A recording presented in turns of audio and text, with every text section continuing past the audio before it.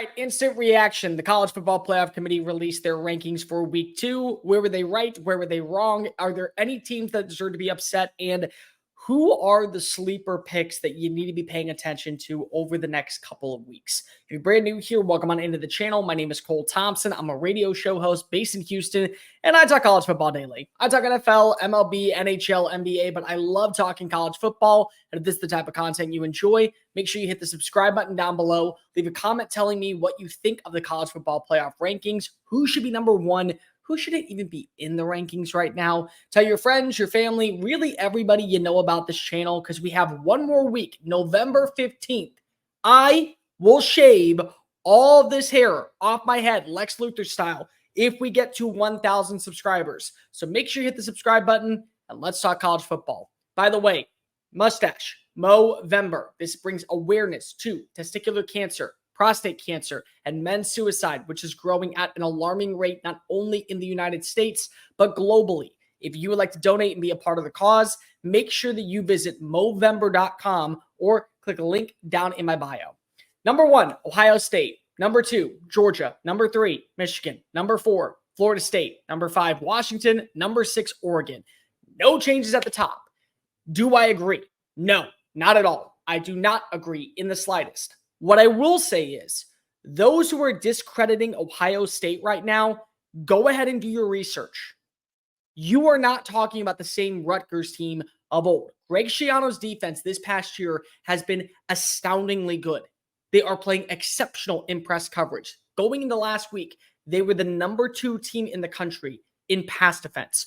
Going into last week, they were a top 15 defense in scoring. And going into last week, they were a top 25 defense in total yards allowed.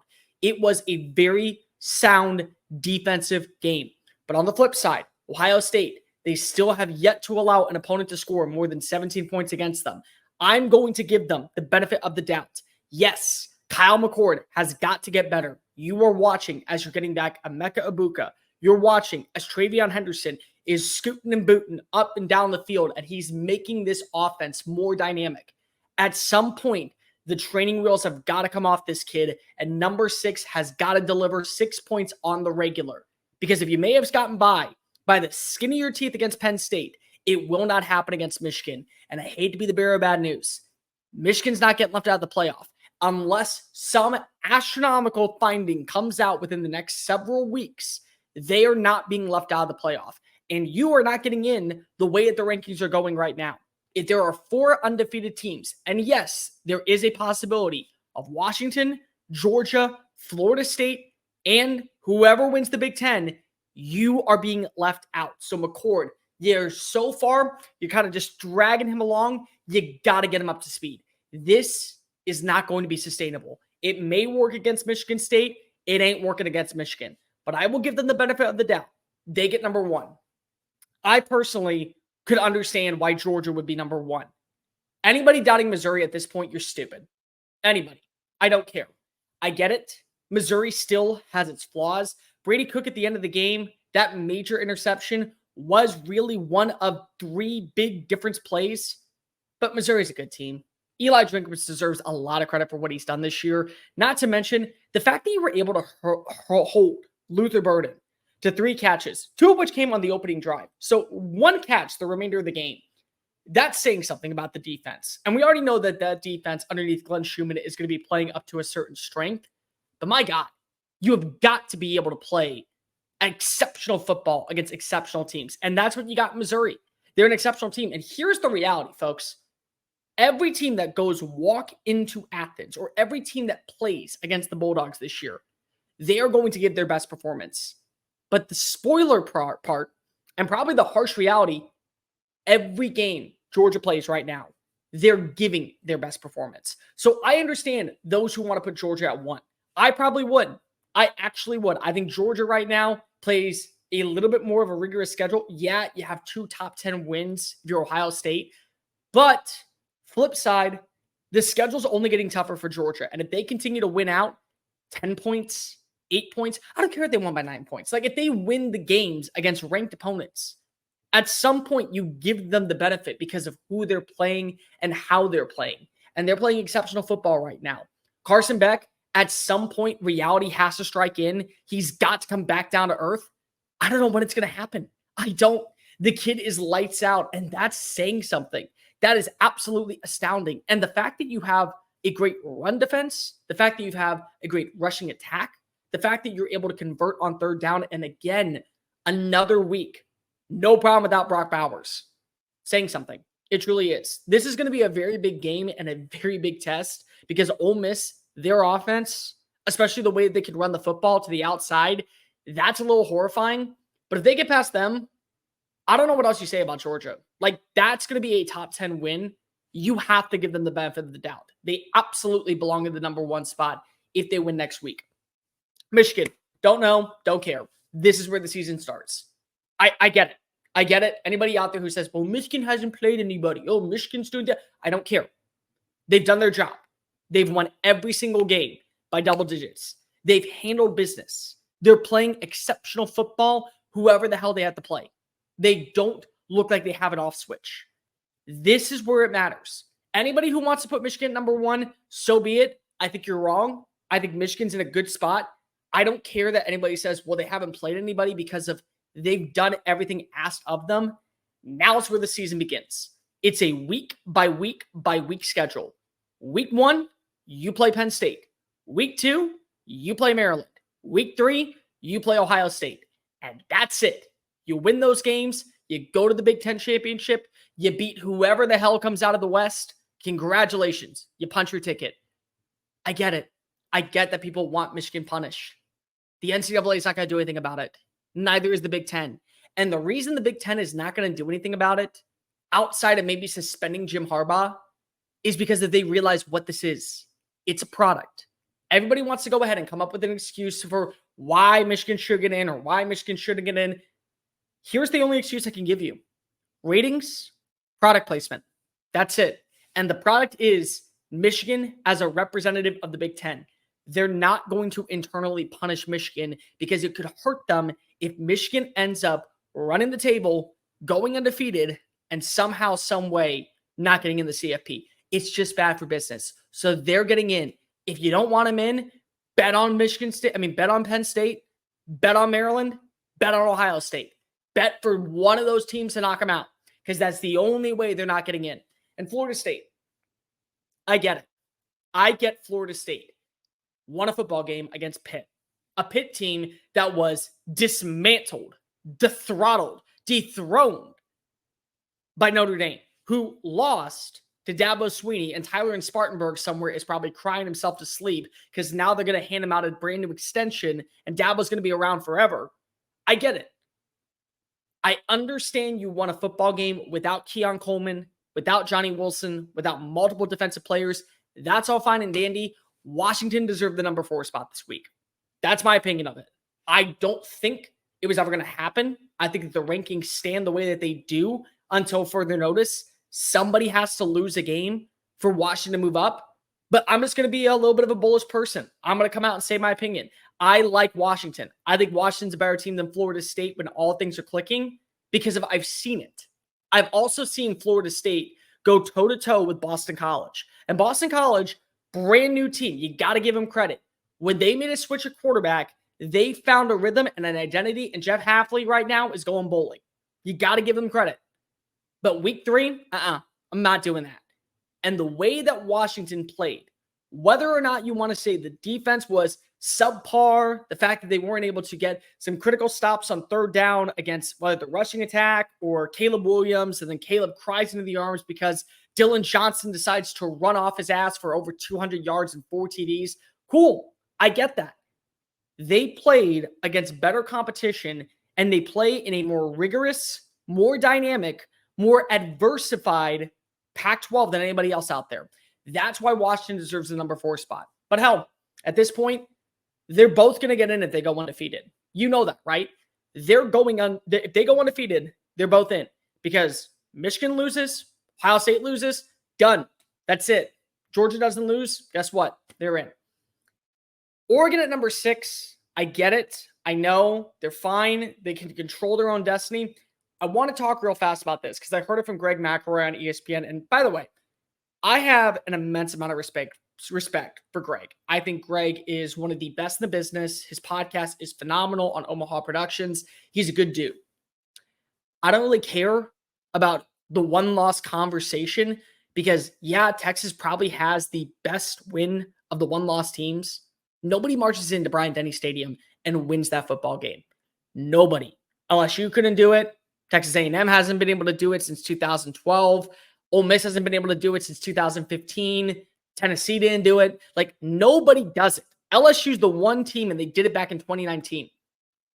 You do realize, though, that Texas struggled on the road against Houston. They struggled at home against Wyoming. They struggled at home against Rice. And they struggled and nearly lost to Kansas State. So I understand that we want to have this argument about why Texas deserves the number 6 spot. They don't. They don't. And it's not because they have the most impressive win. It's because I can make the same argument for every other team. Alabama has arguably the most impressive comeback story. They do. They have completely disheveled and disdained, made the team that played in week 2 extinct. They're gone. They have beaten everybody. And they've done a phenomenal job finding second half mistakes and turning them into positives. Have you seen the way that their defense responds in the final 30 minutes? They've allowed 20 points combined to Tennessee, Ole Miss, Texas A&M, Mississippi State, and LSU in the second half. And they've outscored them 63 points. That's what they've done. But they also struggled against Arkansas. And Arkansas nearly got a win. And this wasn't with Kenny Guyton Jr. as the brand new OC. This was with Dan Enos. And they nearly lost that game. So I can make the argument. And in my opinion, Oregon has arguably the best loss in the country to a Seattle-based Washington team that is absolutely featuring a Heisman Trophy caliber quarterback. And they arguably have the most convincing, if not 2 of the most convincing wins in college football against Utah. And also they have a struggle win against Texas Tech. So I can make all these arguments for any one of these teams. Yes, Texas has the most impressive win. Oregon has the most impressive loss. They also might have the most culture win out there. And Alabama has completely unraveled and made everyone their mortal enemy and a blip on the radar in the second half of games since week 2. That's what they've done. They have handled business. It doesn't matter right now. At the end of the day, if Oregon wins the Pac-12, they're getting in the playoff. If somehow there's 2 teams that don't end up finishing undefeated, Texas wins the Big 12, they're getting in the playoff. And if Alabama wins the SEC, they're getting in the playoff. And that's it. It's a done deal. Last thing before we go. There's 3 teams I want you to pay attention to. 3 teams. Number 1, Louisville. Louisville, I don't think has enough of a resume to be able to say we belong in the CFP.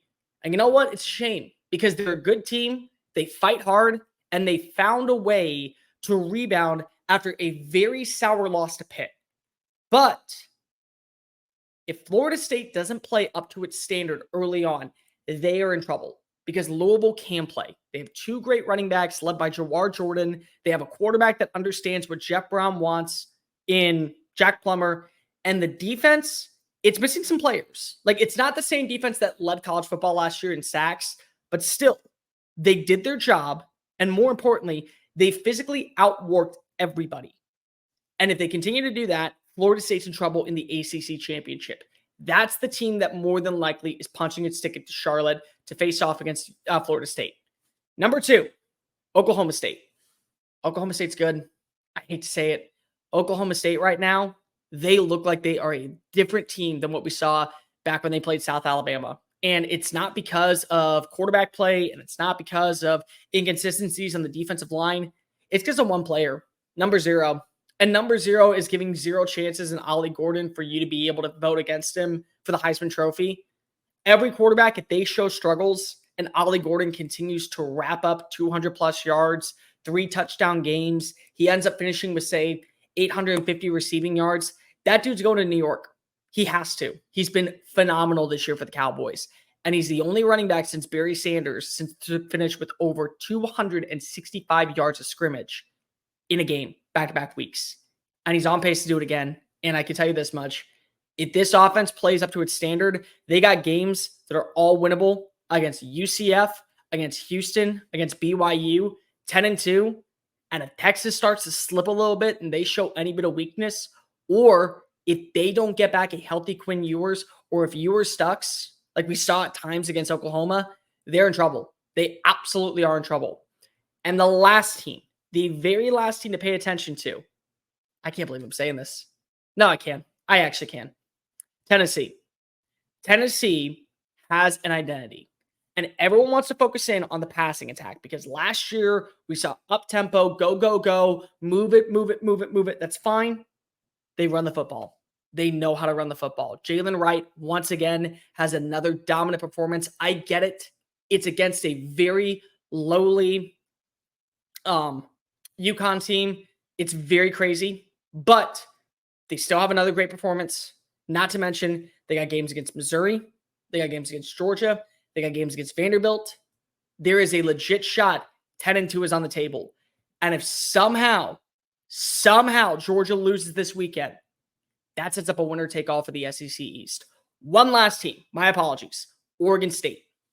Oregon State is not playing elite football, but they're playing fundamental football. And fundamentally, they have a shot of not only beating Oregon, but also beating Washington.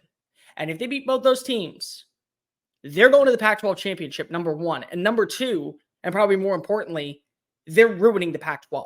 Like, everyone thought Missouri was the team to watch for in the SEC. Hate to break it to you. Missouri goes and they win the SEC. They're going to the college football playoff. But that's not happening anymore. If Oregon State beats Washington and it beats Oregon, and somehow they beat Washington again because they'd be the one-loss team, they completely ruin the Pac-12's chances. But that's what chaos teams do. And Oregon State, without a doubt, is a chaos team. So keep an eye on those teams. Louisville, Oklahoma State, Tennessee, and Oregon State.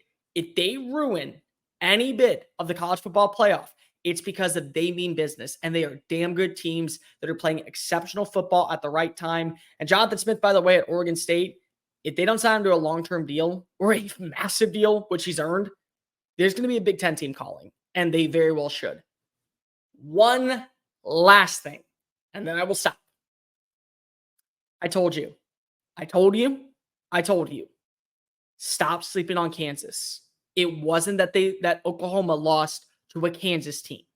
They lost to a damn good Kansas team. And lo and behold, Kansas appears at number 16 on the big board, and Kansas still is in the running for a Big 12 title. Lance Leipold's changing the culture in Lawrence, and I'm excited to see what happens moving forward. Hey guys, thank you so much for watching that video. Don't hit the X button yet. Make sure you hit subscribe to keep up with all of our daily content found on Just Saying It and anything else that we post on this channel. Bye.